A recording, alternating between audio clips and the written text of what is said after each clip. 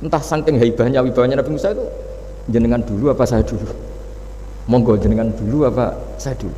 Imma antulkiyah wa imma nahnul mulkin. Monggo jenengan dulu atau kita dulu. Jadi harusnya secara teori tarung itu semakin menteror atau ada gebrakan yang mengagetkan ini kan lebih mudah mengalahkan Musa. Tapi enggak, malah Musa ditanya, wahai Musa, imma antulqiyah wa imma nahnul mulkin. Monggo jenengan dulu atau kita dulu. Nabi Musa juga membalas yang sopan. Enggak, kalian dulu saja.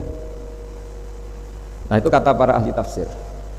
Barokahnya akhlak yang dilakukan Saharatu Fir'aun ini, al-qawwa fi qulubihim al-iman. Allah saat itu juga memberi iman. Jadi barokahnya sopan sama Nabi siapa? Musa. Jadi barokah akhlak paling fenomenal dalam dunia tafsir adalah ketika Saharatu Fir'aun mendapat berkahnya adab, berkahnya akhlak sampai iman. Sehingga kalau dalam khazanah-khazanah Islam, amal yang paling mudah diterima Allah itu diantaranya satu itu akhlak, dua sedekah. Dalam cerita-cerita kitab yang saya pelajari, sedekah juga gitu. Ada orang itu saking bejatnya, dia seorang kaya raya. Itu saking bejatnya itu cara berpikir itu menurut dia ya rasional, tapi ngawur sekali. Dia punya putri cantik gitu. Ya tentu dia yang rawat. Terus dia ngenangan itu, wong anakku ayu dirabi wong liya. Walhasil itu dia punya rencana menikahi anaknya sendiri. Itu kan sebejat-bejatnya orang. Dan dia cara berpikir itu begitu, memang namanya orang majusi, tidak beragama. Tapi ketika dia, banyak ulama yang bilang namanya orang ini Bahram. Tapi siapapun namanya itu, cerita ini populer di literasi, di khazanah-khazanah atau di referensi kita. Pas malam pertama mau menggauli putrinya, ada janda sepuh itu notok pintunya ya, supaya dikasih sedekah. Itu anehnya dia itu tergerak untuk memberi. Ketika mau memberi, si janda ini berubah pikiran, wong saya ini muslimah kok minta orang kafir. Tidak jadi minta, tapi lari, ketika dikejar lari. Setelah di rumah melihat anak-anaknya itu menangis, Mas Andri, kembali lagi minta. Setelah mau dikasih, lari lagi sampai 3 kali. Singkat cerita si Bahram ini lalu tetap ke rumahnya dan ternyata mendengar anak-anak menangis karena kelaparan. Dia tergerak hatinya, itu membawa cara Indonesia, membawa beras sendiri, membawa roti sendiri, semua keperluan itu dicukupin, dibawa sendiri, diantarkan. Dan uniknya saat itu juga dia berpikir waras langsung, gak ingin lagi menggauli anaknya, gak ingin lagi. Jadi barokahnya sedekah itu dilakukan orang kafir, itu langsung ada berkah. Sampai saat itu dia iman, dan hebatnya ada seorang wali di era itu mimpi disuruh menghormati si Bahram ini, bahwa ini umat saya, ini walhasil itu sampai diapresiasi. Nah, lagi-lagi kembali ke sedekah.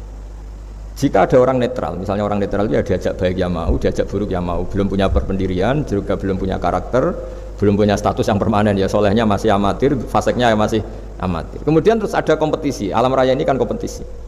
Ternyata yang tukang sedekah, yang mudah memberi itu yang fasek, yang ini pelit. Jangan-jangan kita disalahkan Allah ketika orang yang netral ini jadi orang fasik. Karena apa? Kenangannya dengan orang fasik mendapat keenaan sedekah atau servis, kenangannya sama orang soleh tidak mendapat. Malah dikongkon terus jadi panitia pengajian, kan kesel kan? Nah, kalau dibebani terus. Sehingga diantara ciri agama ini qalilul maunah, agama ini harus berbiaya murah. Itu hal-hal yang harus kita perhatikan. Nah, kecuali ini sudah orang yang punya karakter, memang sudah orang soleh, memang bawaannya ingin mendukung yang kanan, yang ahlul yamin, yang suka kebaikan. Ini kan kita bicara orang yang belum punya karakter. Kalau yang soleh kan karuan, dirayu yang ini sudah tidak mau, meskipun yang ini ngel-ngelo terus tetap nggak masalah yang kanan ini. Nah, ketika kita ngelola anak, Mas Andri ini, Mas Dwi ya, ini karena yang ada jadi saya pakai contoh. Saya punya kenangan dalam hal ini itu sangat miris ya. Ada orang sepuh soleh, cerita anaknya itu sekarang kerja di Jakarta tidak sholat, padahal itu ya orang soleh, orang baik. Dan dia kenapa datang ke saya? Karena minta maaf dulu pernah dengan tanda ketik pernah menyalahkan bapak saya, menyalahkan kiai-kiai yang lunak. Bapak saya dulu ya di dalam ada TV, ya ada sepeda motor, ya umumnya orang. Ternyata kasusnya itu sederhana, Mas Andri. Anaknya kiai ini, orang soleh lah, itu karena saking ketatnya itu di rumah nggak ada TV, juga nggak ada motor. Sehingga kenangan pertama lihat TV ya di servis orang yang nyun sewu tidak sholat. Kenangan pertama pakai motor ya dipinjemin orang yang nggak sholat. Sehingga bawaannya dia punya utang jasa sama orang yang tidak baik lah gitu. Akhirnya ini nggak jadi idola. Orang tuanya meskipun soleh nggak jadi idola. Dan orang tuanya itu nggak punya TV supaya waktunya nggak habis untuk nonton TV, nggak punya motor biar tidak keluyuran. Niatnya baik, sangat baik.